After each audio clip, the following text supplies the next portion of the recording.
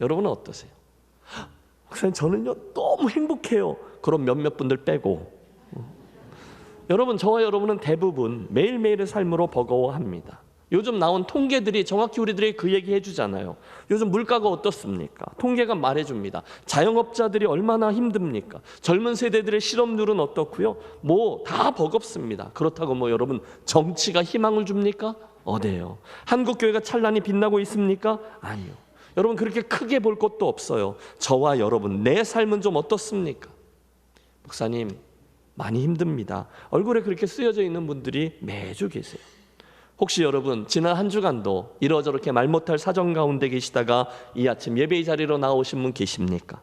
물론 예수 믿다 보면 중간중간 은혜도 받고요, 세임도 받고요, 또 결단도 하고 새 용기로 인해서 그래서 여기까지 어떻게 잘 오셨어요. 그런데 종종 성경에 나온 표현 그대로 사방으로 우겨쌈을 당해 있는 듯 힘든 분들 말입니다. 지난 한 해에도 이러저러한 실패의 경험들이 있었고 충격도 있어요. 그런데 여러분 별로 되는 일은 없고 통장 바닥은 점점 바닥을 향하고 있고 이사는 가야 하는데 형편은 넉넉치 않아요. 게다가 가족 중에 누군가는 너무 편찮아요. 이 모든 것들이 종합적으로 도대체 어디서부터 손을 대야 될지 모를 만큼 그렇게 힘드신 분들 말입니다.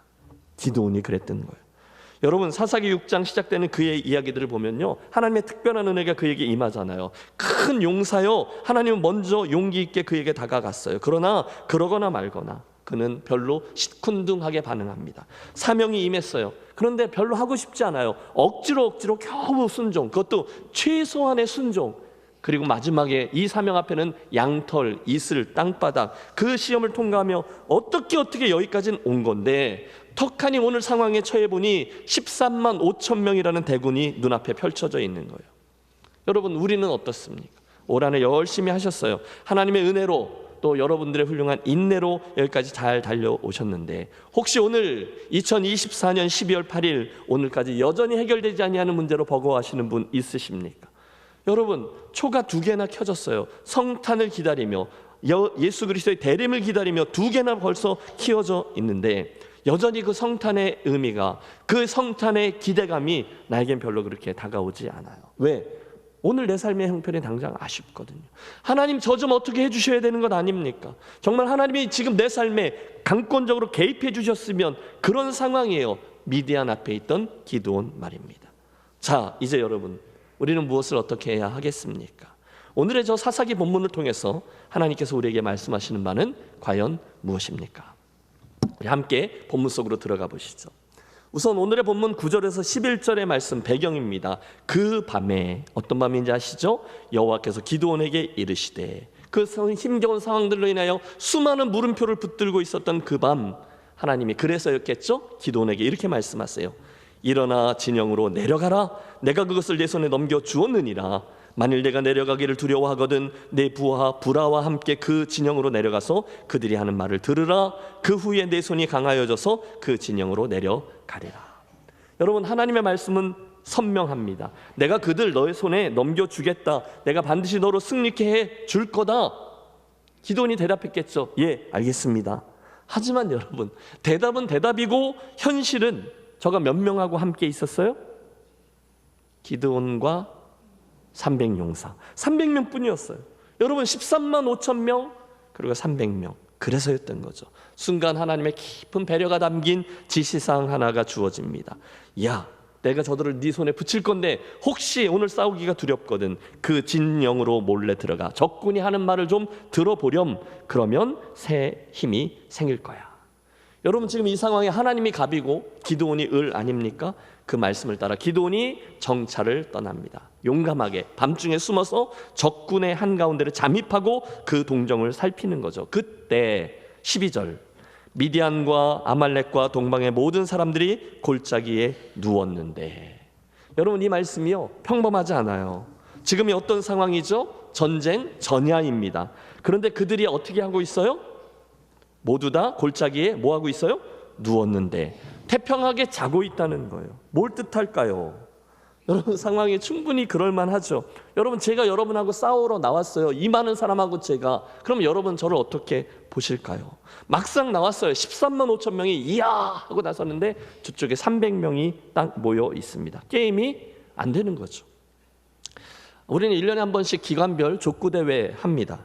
그러면 결연하게들 체육관에 이제 우리가 모이잖아요. 그러면 어떤 분들 머리띠 하시고 옛날 생각하면서 막 이렇게 몸 풀고 막 이러면서 차례차례 전장으로 나서요.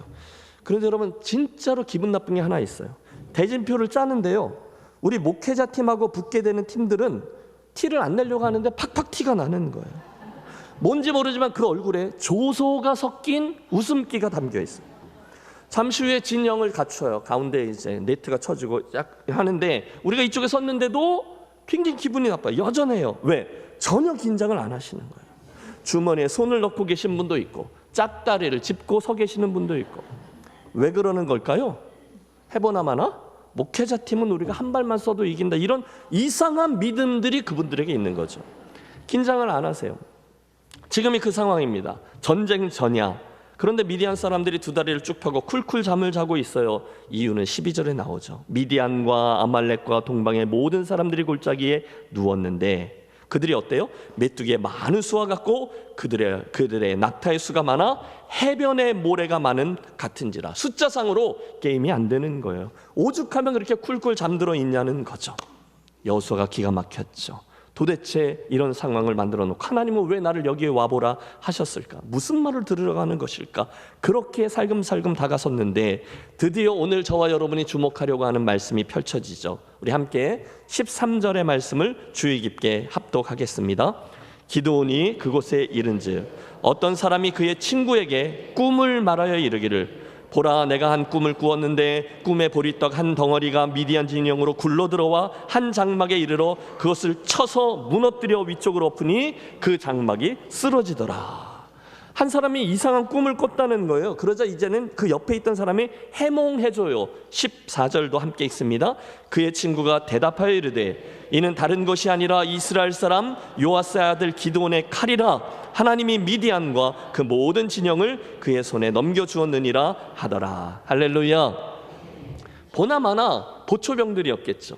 기드온이 가만히 그들의 대화를 엿들어 보니 꿈 그리고 해몽이 지어지는데 거기에 하나님이 들려주시고자 했던 이야기가 담겨 있는 거예요. 이봐, 내가 어제 희한한 꿈을 하나 꿨는데 말이야. 글쎄 보리떡 한 덩어리가 갑자기 우리 진중으로 굴러오더니 우리의 장막을 확 무너뜨리는 게 아니겠어? 그러면 그거 기드온하고 저놈들이 우리를 무너뜨린다는 건데 어쩌지? 여러분 그 순간 그 이야기를 엿들었던 기드온, 여러분이 기드온이었으면 어떻게 반응하셨겠습니까?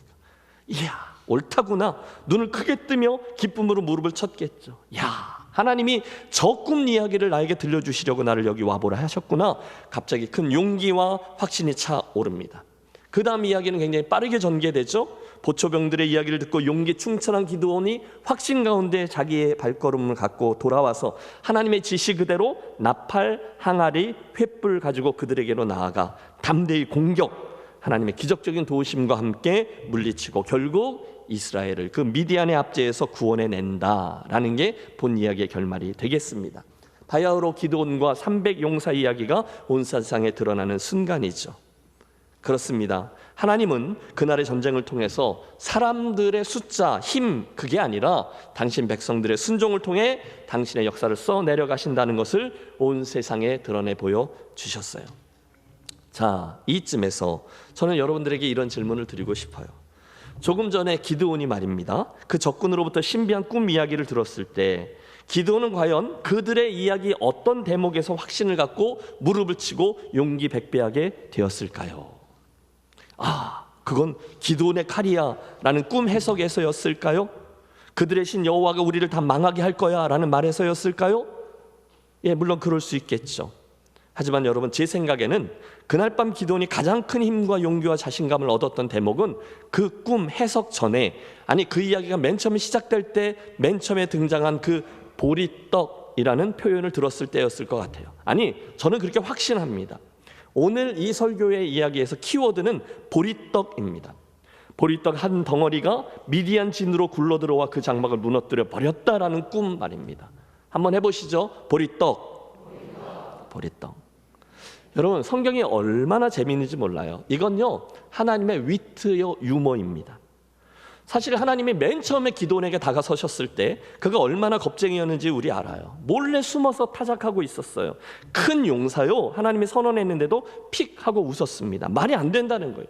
내 아버지 집의 우상을 파괴하라 지시를 받았을 때는 환한 대낮에 못 가고요, 밤중에 가요. 혼자서 못 가고 하인들을 대동해서 가요. 마지막으로 이 전쟁에 참여하라, 내가 반드시 너로 승리케 하리라. 하나님의 말씀을 들었지만 끝까지 그 양털과 이슬로 하나님을 시험하기까지 했어요. 여러분, 꽤 긴 이야기 아닙니까? 저는 믿습니다. 하나님이 이 모든 과정들을 쭉 지켜보면서 야, 내가 저 친구를 보리떡이라고 불러야 되겠다라고 마음을 먹지 않으셨을까? 그런 생각을 해봅니다. 아니, 저는요, 누구보다 그 이야기를 들을 때 기드온이 이렇게 이해했을 거라고 믿어요. 뭐? 보리떡? 그럼 이거 내 얘기잖아. 여러분, 보리떡은요, 이스라엘 사람들에게 있어 참 별 볼 일 없는 음식입니다. 보리떡은요, 그냥 가난한 이들이 하다 먹을 게 없어서 밀고 미루다가 제일 마지막에 배고파서 할 수 없이 먹는 그냥 그렇고 그런 떡이에요. 요즘이야 우리가 건강에 중요하고 건강에 좋다고 해서 일부러 보리빵 이런 거 찾아 먹지만 그 당시 이스라엘 백성들에게 있어서 보리로 만든 그 빵은요, 진짜로 먹을 게 없을 때 제일 마지막에 할 수 없이 먹는 음식이었다는 거예요. 제가 보리떡 이러니까 감이 잘 안 오실 텐데 이걸 우리 한국 상황으로 가지고 오면 딱 매치되는 음식이 하나 있어요. 뭔지 아세요? 제가 이 강단에서 말씀드리기가 좀 그런데요, 그게요, 개떡입니다. 다시 말해서 이스라엘에서의 보리떡이라는 이미지는 정말 별 볼 일 없는 시시한, 무시할 수밖에 없는 존재를 말할 때 쓰는 용어였어요. 우리들이 사용하는 속된 표현 있잖아요. 개떡 같아, 개떡 같은 인생이야. 그 느낌이 이스라엘 백성들이 보리떡 할 때 느끼는 느낌입니다. 근데 그게 누구 얘기라고요? 기드온 자신의 이야기라는 거예요. 아무도 기대하지 않던, 아니 그 자신조차도 너무도 평범하고 별 볼 일 없다고 생각했던 기드온이 그 꿈속에 나오던 보리떡, 개떡이었다는 거예요. 그런데 보세요, 옆에 있는 사람이 해몽까지 해주죠. 맛없고 인기 없고 그냥 죽기 전에 할 수 없이 배고파서 먹는 비천한 보리떡 같은 존재 기드온이 한순간 여호와의 손에 붙들리자 그 인생이 변화돼요. 그 존재로서 기드온의 칼이 되고 결국 미디안의 장막을 무너뜨리는 놀라운 도구로 사용되었다는 것입니다. 할렐루야. 여러분 그러니 어찌 이 꿈과 해몽이 하나님의 큰 격려가 아닐 수 있겠습니까? 이 어찌 기드온의 눈이 번쩍 뜨이게 하는 하나님의 음성이 아니겠습니까? 저는 믿어요. 그 이야기를 듣고 나서 다시금 이스라엘 진영으로 힘있게 달려오는 기드온의 얼굴은요, 참아도 아까 그 족구할 때 그분들처럼 피식피식 터져나오는 웃음기가 가득했을 거예요. 표정 관리가 안 돼요. 그런 거죠. 너희 꼼짝 말고 있어. 너희들이 이제 다 죽었어. 큰 격려를 받은 거죠. 때는 2006년이었습니다. 제가 유학생활을 마치고 이제 거의 마칠 때쯤이에요. 논문 학기 중이었어요. 학위를 받게 되는 건 참 좋은데 그 다음이 문제죠. 그래서 공부하는 내내 3년 동안 매일매일 기도합니다. 하나님, 공부할 수 있는 기회 주셔서 너무 감사해요. 그 다음은 아시죠? 목회지, 사역지입니다. 제가 가서 열심히 할 테니 불러만 주세요. 그런데 여러분, 작정하고 기도했던 3년이 거의 다 되어가는데 어디서도 저를 찾지 않아요. 왜요? 저는 진짜 무명의 용사였거든요. 아무도 제가 누군지를 몰라요. 그러다가 3월 초가 되었어요. 그러다가 캔사스의 나사렛 신학교에서 학회가 열리는데 몇몇 학생들과 함께 거기를 갔다가 기도를 되게 열심히 한다라고 알려져 있는 어떤 교회의 소그룹, 우리 같으면 목장 모임에 참석하게 되었어요. 처음 뵙는 분들, 인사를 나누고 말씀 나누고 기도 제목 나누고 기도하고 그러는데 너무 신기한 게 그분들이요, 제가 3년 내내 기도해 왔던 내용과 그 마음의 소원들, 심지어 그 용어들까지 사용하며 그렇게 기도를 해주는 거예요. 저를 위해 기도하는데, 물론 영어로 기도하지만 같은 내용을 기도해서 너무 신기한 거죠. 그래, 성령님 그분은 한 분이시니까 이해가 되었어요. 문제는 그 모임이 끝날 즈음에 한 여성분이 저를 위해 기도하는데 환상 같은 걸 봤다는 거예요. 환상? 여러분, 또 제가 워낙 그런 거 안 믿거든요. 그래서 이제 반신반의하면서 이렇게 삐딱하게 뭘 봤는데요? 이렇게 물었더니 제가요, 그분의 기도 중에 카우보이 모자를 쓰고 말을 타고 영적인 사무라이가 돼서 막 진격하며 달려가는 걸 봤다는 거예요. 그러니 여러분, 그 얘기를 들으면서 제가요 픽 웃으면서 카우보이면 텍사스구만. 제가 이제 그리고 웃고 넘어갔어요. 여러분 텍사스 아세요? 미국 저 남부 제일 구석에 있는 그런 지역인데 아직도 기억나요. 그리고 그날 밤 집에다 전화해서 아내에게 설명을 하는 거죠. 그 얘기를 쭉 하면서 카우보이니까 텍사스인가 봐 라고 했거든요. 그때 아내가 뭐라 그랬는지 알아요? 정확히 이렇게 말했어요. 텍사스는 무슨 텍사스냐고. 정신 좀 차리라고. 응? 무슨 일이 일어난지 아세요? 얼마 지나지 않아서 작년 우리 교회 선교 축제를 섬겨주신 정민영 선교사님을 통해서 한 교회가 연락을 제게 취했는데 달라스 연합교회라는 곳이었어요. 퀴즈를 내죠. 여러분 달라스 연합교회가 어디에 있는 교회였을까요? 여러분 신기하죠? 물론 쉽지 않은 상황이었어요. 근데 제가 8년 반을 되게 행복하게 목회를 했답니다. 중간중간 버거운 상황들이 있어요. 그런데 그때마다 제가 뭘 기억했을까요? 그때 그 이름 모를 여인이 사용했던 표현이죠. 영적 사무라이라는 말이었습니다. 뭐 일본어라 좀 마음에 안 드는 부분도 있지만 그때마다 제가 생각하는 거죠. 그렇지, 이 힘든 상황 속에 나는 영적인 사무라이지. 그렇다면 결연한 의지를 가지고 목숨을 걸고 진격해 나가는 거지. 그러면 하나님이 그 생각을 하고 있는 저에게 새롭게 격려해 주시는 것을 경험했습니다. 기드온에게는요 보리떡, 저에게는요 영적인 사무라이. 이게 큰 힘이 되었어요. 자, 이쯤 되면 여러분 제가 무엇을 말씀드리려고 하는지 눈치채셨을 거예요. 혹시 오늘 우리들의 형편이 그날 기드온의 보리떡처럼, 그 개떡처럼 너무도 투박하고 평범하고 미약하다라고 생각되는 분 있으십니까? 그런 평범한 분들에게 이번 이 성탄의 은혜, 그 임마누엘의 은혜를 인하여 보리떡 기드온이 하나님의 칼날 기드온으로 변화되는 기적을 맛보게 되시기를 축원합니다. 그걸 기대하자는 거예요. 기대. 임마누엘, 하나님이 우리와 함께하기 위해 오셨다. 여러분 이처럼 저와 여러분을 존귀하게 여겨주는 말씀이 어디 있겠습니까? 이번 성탄절기에 그 보리떡과 같은 저와 여러분의 인생에 우리가 구하고 또 구해야 될 은혜가 바로 이 임마누엘의 은혜인 줄로 믿습니다. 일단 그분이 내 인생에 다시 오시면, 일단 그분이 내 인생에 그 장에 임하시면 우리들의 영성이든 우리들의 관계든 우리들의 경제적인 상황이든 가정이든, 그러면 우리들의 연약한 보리떡과 같은 인생이 놀라운 기드온의 칼날로 변화되게 될 줄로 믿습니다. 저는 이 시간 지극히 평범한 저와 여러분, 그래서 이 이야기를 들으면서 저 이야기가 나하고 무슨 상관이 있지? 진짜 내가 저 이야기를 들을 자격이 있나? 생각하시는 분들에게 확신드리고 싶어요. 이사야 선지자를 통해서 주셨던 그분의 말씀 함께 합독합니다. 버러지 같은 너 야곱아, 너희 이스라엘 사람들아, 두려워하지 말라. 나 여호와가 말하느니 내가 너를 도울 것이라. 내 구속자는 이스라엘의 거룩한 이이니라. 여러분 사사기에 나오는 보리떡만 해도 감지덕지였네요. 이사야서에서 하나님이 우리를 뭐라고 부릅니까? 버러지 같은 너 야곱아입니다. 이전에 있던 개역 한글은 더 끔찍하죠. 지렁이 같은 너 야곱아라고 돼 있어요. 별 볼 일 없어요. 있어도 그만 없어도 그만, 뭘 해도 잘 안 됩니다. 그게 보리떡 인생. 그러나 거기까지 들으면 안 돼요. 하나님의 진짜 마음은 그런 저들에게로 향한 다음 귀절에 나와요. 나 여호와가 말하노니 내가 너를 도울 것이라. 이게 소망의 메시지. 여러분 그 이사야가 누군지 아십니까? 황무지, 메마른 땅과 같이 희망 없는 세상에서 끝까지 하나님의 약속을 붙잡고 소망을 놓지 않던 선지자였어요.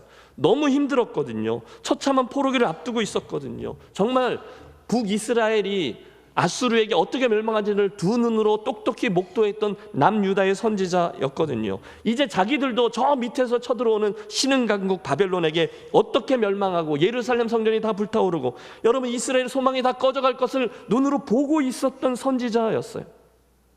우리도 그러합니다. 혹시 오늘 이 즈음에 이러저러한 절망의 이유들이 여러분을 누르고 있지는 않습니까? 여러분 희망이 되어줄 거라고 생각했던 많은 것들이 실은 아니었구나라고 깨닫는 데는 채 얼마 걸리지 않아요. 그래서 이사야는 말씀하시죠.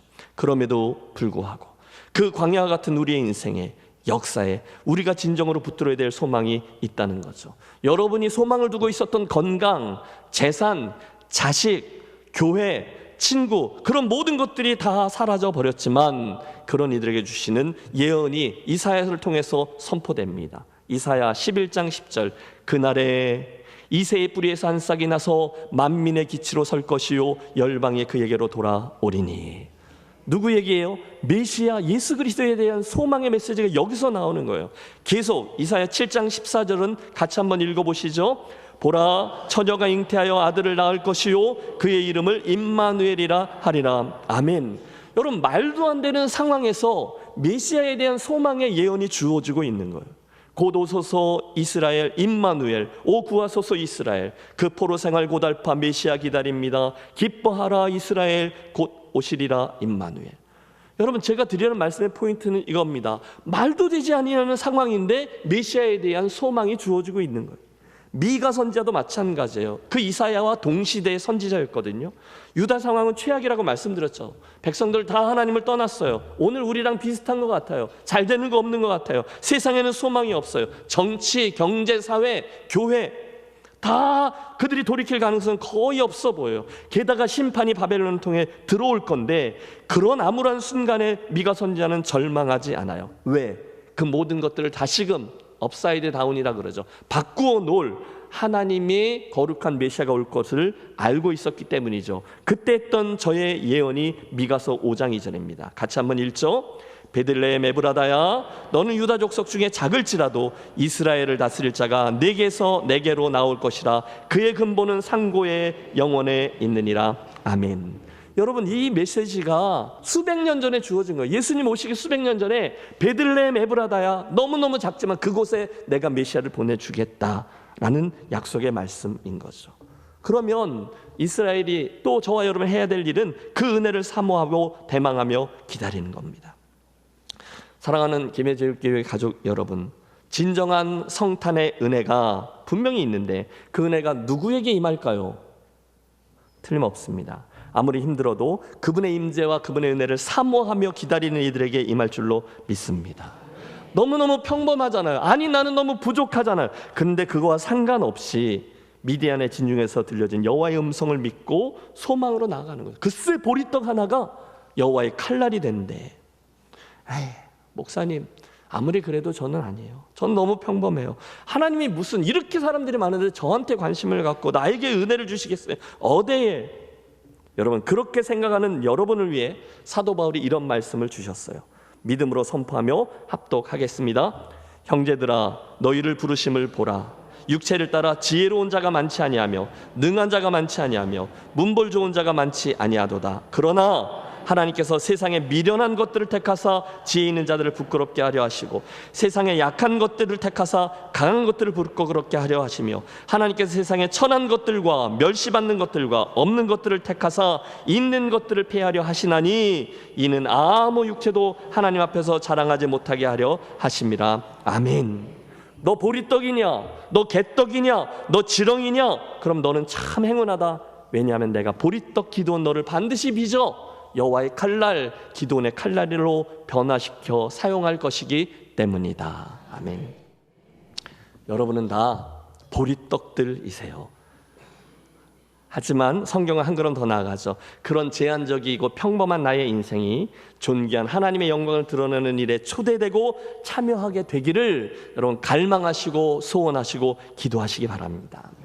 하나님, 저는 너무너무 평범한 인간입니다. 하지만 그런 인생에 예수님의 오심, 예수 그리스도의 만남이 얼마나 놀라운 변화를 일으키는지를 제가 깊이 경험하고 싶습니다. 제가 목도하기 원합니다. 이번 주간에, 이번 성탄을 향하는 여정에 임마누엘이신 예수님, 성육신의 은혜가 제게 임하여 보리떡이었던 제 인생이 여호와의 칼날로 변화되는 축복을 맛보게 하여 주시옵소서. 특별히 어려운 일 있으신 분 계십니까? 하나님이 급하게 여러분 인생에 개입해 주기를 원하십니까? 여러분, 내가 알잖아요. 나의 강팍해진 이 마음, 딱딱한 갑옷처럼 메마르고 건조하고 굳어져 있는 마음이 여러분의 위기라고 생각하십니까? 다른 걸로 되나요? 힘으로 되나요? 능으로 되나요? 아니에요. 주님의 임재와 만지심만이 되는데, 그 은혜가 임마누엘 은혜로 여러분에게로 다가와 보리떡이 변화되고, 그래서 놀라운 하나님을 체험하게 된 은혜가 여러분 이야기가 되시기를 축원합니다.